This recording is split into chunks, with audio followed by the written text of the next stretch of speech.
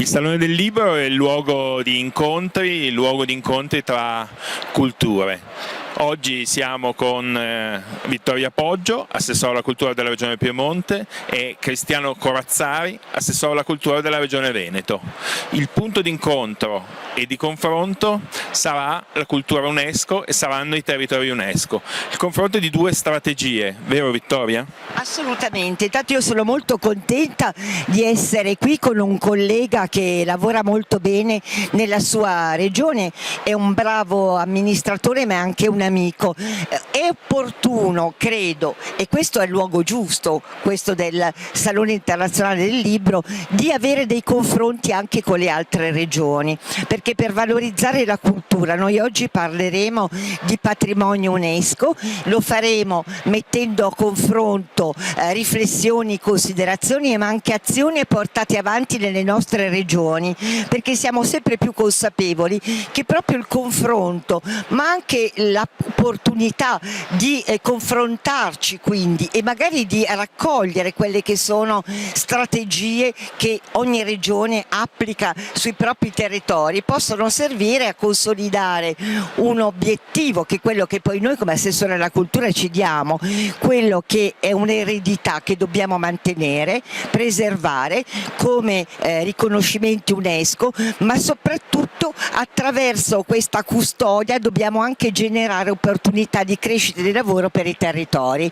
perché quando si parla di sostenibilità è una sostenibilità ambientale ma deve essere anche una sostenibilità sociale e soprattutto economica. Grazie Assessore Poggio. Su questi territori che sono il Veneto e il Piemonte, il filo conduttore dell'UNESCO tocca anche territori che hanno una grande importanza dal punto di vista agroalimentare, dal punto di vista di una cultura che per Piemonte e Veneto è indissolubile con la storia.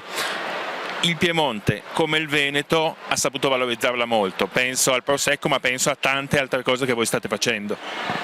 Beh, innanzitutto devo ringraziare la mia collega Poggio perché mi fa sempre dei complimenti che sono assolutamente immeritati, io ricambio.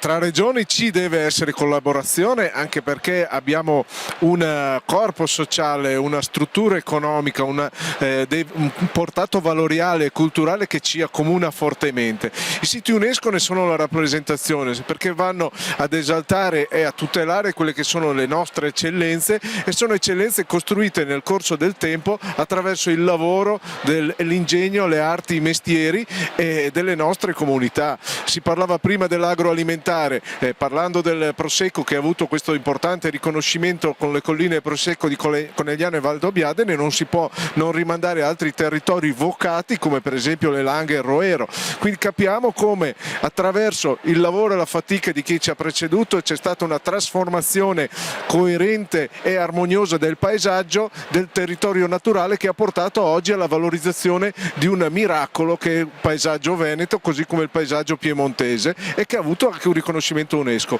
e questo nell'ottica di cui prima parlava la collega Poggio, ovvero di una interazione sana, positiva, produttiva tra l'uomo, le proprie attività storiche, le proprie eccellenze e il territorio su cui insiste. Questo è il modo per creare opportunità e futuro anche domani.